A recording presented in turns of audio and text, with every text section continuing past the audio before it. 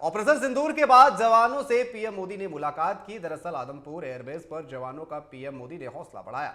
मौके पर पीएम मोदी ने कहा कि निर्दोषों का खून को बहाने का एक ही अंजाम है, वो है महाविनाश। बीते दिन देश को संबोधित करने के बाद पीएम मोदी इसी जगह पहुंचे और सेना के जवानों के साथ मुलाकात की। इस दौरान उन्होंने जवानों के साथ फोटो भी खिंचाई। पीएम मोदी के वहां पहुंचने से यह साफ हो गया कि इस एयरबेस को किसी भी तरह का कोई नुकसान नहीं हुआ है। आप सभी अपने लक्ष्यों पर बिल्कुल खरे उतरे हैं। पाकिस्तान में आतंकी ठिकानों और उनके एयरबेस ही तबाह नहीं हुए, बल्कि उनके नापाक इरादे और उनके दुस्साहस दोनों की हार हुई है। साथियों, ऑपरेशन सिंदूर से बौखलाए दुश्मन ने इस एयरबेस के साथ साथ हमारे अनेक एयरबेस पर हमला करने की कई बार कोशिश की। बार बार उसने हमें टारगेट किया, लेकिन पाक के नापाक इरादे हर बार नाकाम हो गए। पाकिस्तान के ड्रोन, उसके यूएवी, पाकिस्तान के एयरक्राफ्ट और उसकी मिसाइलें हमारे सशक्त एयर डिफेंस के सामने सबके सब ढेर हो गए। मैं देश के सभी एयरबेस से जुड़ी लीडरशिप की वहीं ऑपरेशन सिंदूर की सफलता पर प्रेस ब्रीफिंग की गई। विदेश मंत्रालय ने पूरी जानकारी दी।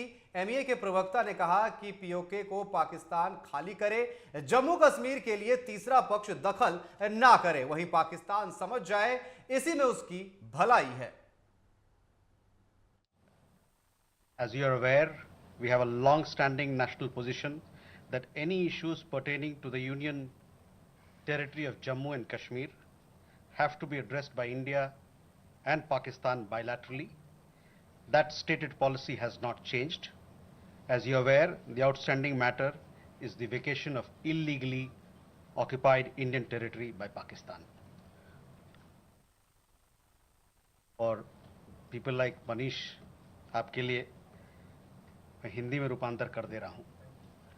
हमारा लंबे अरसे से यही राष्ट्रीय पक्ष रहा है कि भारतीय केंद्र शासित प्रदेश जम्मू और कश्मीर से संबंधित किसी भी मुद्दे को भारत और पाकिस्तान को वहीं बिहार के नेता प्रतिपक्ष तेजस्वी यादव ने संसद का विशेष सत्र बुलाने की समर्थन किया है। तेजस्वी ने कहा कि ऑपरेशन सिंदूर की कामयाबी पर सेना को धन्यवाद देने के लिए संसद से बड़ा प्लेटफॉर्म और क्या हो सकता है। वहीं बीजेपी की तिरंगा यात्रा को लेकर पूछे गए सवाल के जवाब में तेजस्वी ने कहा कि सेना को राजनीति में नहीं घसीटना चाहिए। और ये पार्लियामेंट से बड़ा प्लेटफॉर्म क्या हो सकता है? देश का सबसे बड़ा लोकतंत्र का अगर कोई मंदिर है तो वो तो पार्लियामेंट है। तो हम लोग तो चाहते हैं वहाँ सेना को राजनीति में मत घसीटिए। हमको राजनीति इस पे करना हमको उचित नहीं। न्याय संवाद अभियान को लेकर कांग्रेस नेता कन्हैया कुमार ने पटना में प्रेस कॉन्फ्रेंस की। इस दौरान उन्होंने कहा कि न्याय संवाद कार्यक्रम का मुख्य मकसद जनता से सीधे संवाद कर उनकी समस्याओं को जानना और उसका समाधान करना है। वहीं इसके साथ ही उन्होंने बताया कि न्याय संवाद कार्यक्रम में सांसद राहुल गांधी शामिल होंगे। कांग्रेस पार्टी आगामी 15 तारीख से पूरे बिहार में न्याय संवाद की श्रृंखला शुरू करनी जा रही है। और यह जो न्याय संवाद की श्रृंखला है, इसमें हमारा सबसे पहला विषय जो है वो शिक्षा का सवाल है।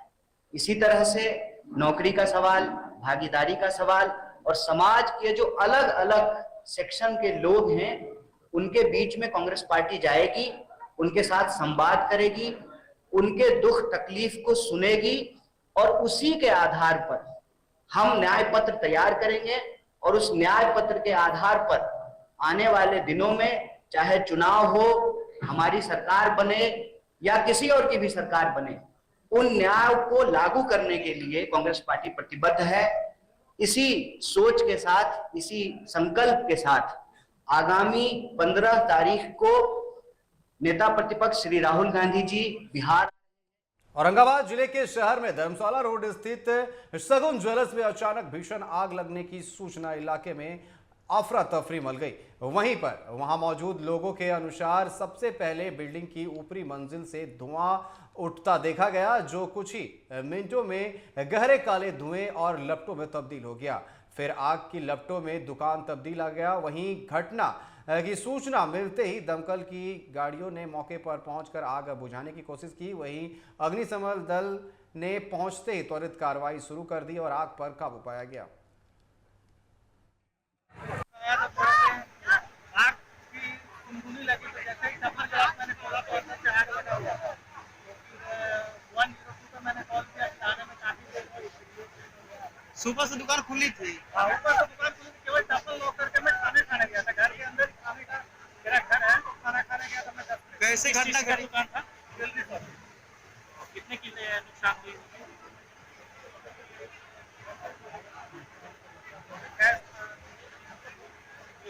कितना कैश होगा? कैश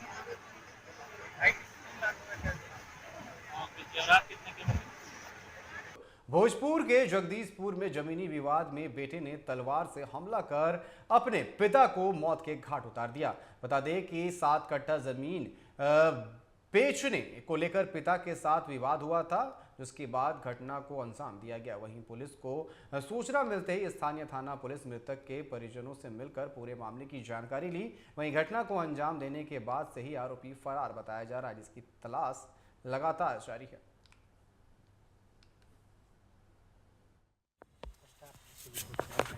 किसी थी में विभागा के रामनगर के मेघवल मठिया गांव में अवैध बालू खनन की सूचना पर छापेमारी करने गई वन विभाग की टीम पर खनन माफियाओं ने धारदार हथियार से हमला बोल दिया, जिसमें वनपाल समेत 7 लोग जख्मी हो गए, जिन्हें इलाज के लिए अस्पताल में भर्ती कराया गया है। इस मामले में वनपाल बृजपाल कुमार बैठा ने स्थानीय थाना में आवेदन देकर 17 लोगों के खिलाफ नामजद प्राथमिकी दर्ज कराई है।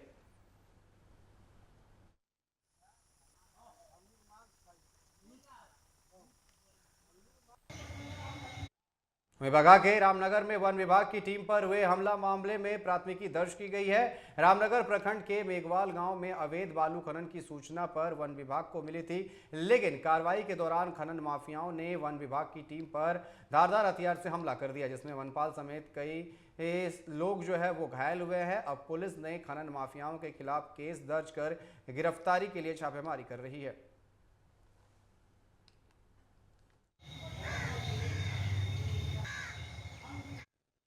पटना के पालीगंज पुलिस ने जलपुरा गांव में छापेमारी कर अवैध विदेशी शराब के साथ 7,41,000 रुपए नकद बरामद किए हैं। बताया जाता है कि पुलिस ने सियाराम सिंह के घर पर छापा मारकर विभिन्न ब्रांडों की विदेशी शराब के साथ धंधेबाज छोटू उर्फ नितेश कुमार को गिरफ्तार किया है।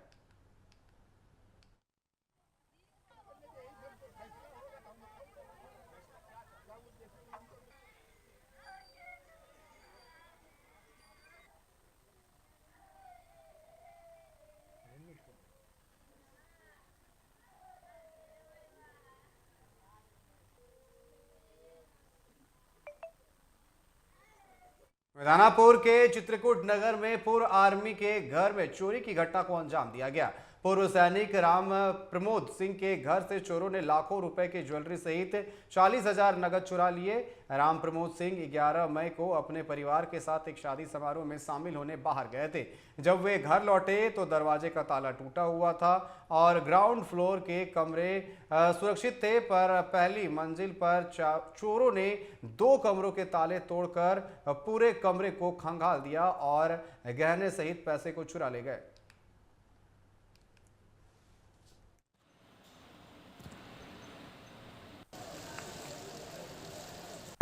मेरा घर लड़वाटी पड़ जाता है और मैं गांव गए हुए थे एक दिन के लिए। गांव में शादी में गए, भतीजी का शादी चचेरी थी, तो उसके शादी में गए थे एक दिन के लिए। और जब मैं शादी से लौटा इधर, तो लगभग हम 4 बजे पहुंच गए थे शाम को, 11 तारीख को, 12 तारीख को। 12 तारीख को पहुँचे 4 बजे, तो 4 बजे जैसे हम लॉक खोले हैं, तो खोलते ही मेरे लॉक हाथ में आ गया। तो देखे कि ताला टूटा हुआ है, कुंडी निकाला हुआ है। तो मेरे को बहुत जोर झटका लगा। मैं जैसा ही ऊपर आया तो देखे गेट का काटा हुआ है। फिर देखे कि अंदर 4 रूम है, चारों रूम में से 2 रूम में जिसमें लॉक नहीं लगा हुआ वो तो ठीक ठाक है, और जिसमें लॉक लगा हुआ था उसको काट दिया इसने। काट करके लॉकर, दोनों रूम में एक लॉकर लगा रखा हुआ था। लॉकर में जितना भी ज्वेलर्स था वो सब सामान जितना भी निकाल करके बाहर रख दिया, और ज्वेलर्स एक एक करके, और चेयर भी लगाया, चेयर लगा के बैठा भी है, बैठ के आराम से निकाला है। चित्रकूट वार्ड नंबर 35 थाना दानापुर के रहने वाले राम प्रमोद सिंह, उनके द्वारा बताया गया कि उनके बंद घर में गृहभेदन की घटना हुई है, जिस संबंध में उनके द्वारा दानापुर थाना में प्रतिवेदन दिया गया है, जिसमें उनके द्वारा जेवरातों और लगभग 50,000 रुपये चोरी होने की बात बताई गई है। इस संबंध में दानापुर थाना में कांड प्रतिवेदित कर अग्रतर अनुसंधान किया जा रहा है एवं तकनीकी एवं भौतिक साक्ष्य का संकलन किया। नवादा जिले के सिरदला थाना क्षेत्र के शाहपुर गांव में बिजली के खंभे से स्कूल बस के टकराने से एक महिला की मौत हो गई। बताया जाता है कि टक्कर के बाद बिजली का खंभा गिरने से महिला उसकी चपेट में आ गई। मृत महिला की पहचान विजयराम की पत्नी खिरमतिया देवी के रूप में की गई है।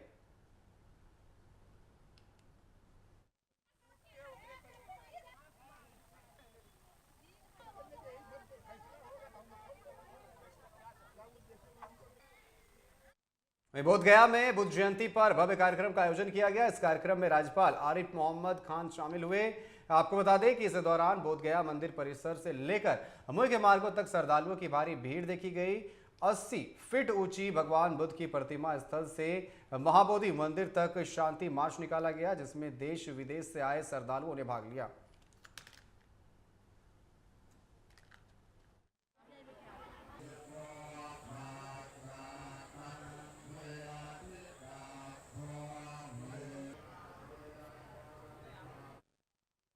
बिहार कांग्रेस ने ऑपरेशन सिंदूर को लेकर के सोशल मीडिया हैंडल पर एक पोस्ट किया है। पोस्ट कर पहलगांव आतंकी हमले में शामिल 4 आतंकियों की तस्वीर शेयर की गई है और कहा गया है कि अगर यह आतंकी अभी जिंदा है तो ऑपरेशन सिंदूर अभी बाकी है। इसको लेकर के तमाम राजनीतिक प्रतिक्रियाएं सामने आ रही है। जेडीयू के प्रमुख प्रवक्ता नीरज कुमार का भी बयान सामने आया है और लगातार जो इसको लेकर के प्रतिक्रियाएं आई है। नीरज कुमार ने कहा कि इसको लेकर के राजनीति होनी नहीं चाहिए, ये देश का आंतरिक मामला है। ये कैसा कांग्रेस है राहुल गांधी जी जो आतंकियों की तस्वीर साझा करता है। पहलगाम की दुखद आतंकी घटना के बाद हमारा भाई शहादत को प्राप्त करता है। पूरा बिहार सैल्यूट कर रहा है, गम में आंखें उसकी गमगीन हैं, और ऐसी स्थिति में आप ट्वीट का खेल खेल रहे हैं। ऑपरेशन सिंदूर का मतलब ये था, उद्देश्य ये था कि पहलगांव में जो घटना घटी थी, जो आतंकवादी घटना हुई थी, उसका बदला लेना। मैं पूछता हूं, क्या ये घटना का बदला पूरा हो गया? हम सब भारतीयों के लिए राष्ट्र प्रथम है और हमें अपनी सेना के शौर्य तथा पराक्रम पर गर्व है। लेकिन यह बहुत ही दुख की बात है कि कांग्रेस ऑपरेशन सिंदूर को अधूरा मानते हुए आतंकवादियों की जिंदा या मुर्दा होने का सबूत मांग रही है। कि देश और देशवासी चाहते हैं कि आतंकवाद के खिलाफ मजबूत संकल्पों से, मजबूत विचारों के साथ, और जो देश और देशवासियों की सोच है कि आतंकवाद के खिलाफ किसी भी प्रकार का कोई कोताही नहीं बरती जानी चाहिए।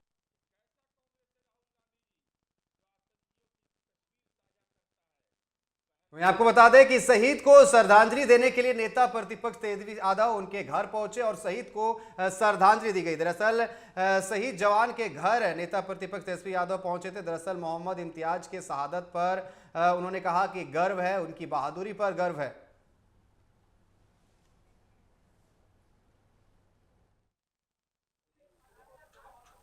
इम्तियाज साहब गरखा के रहने वाले थे।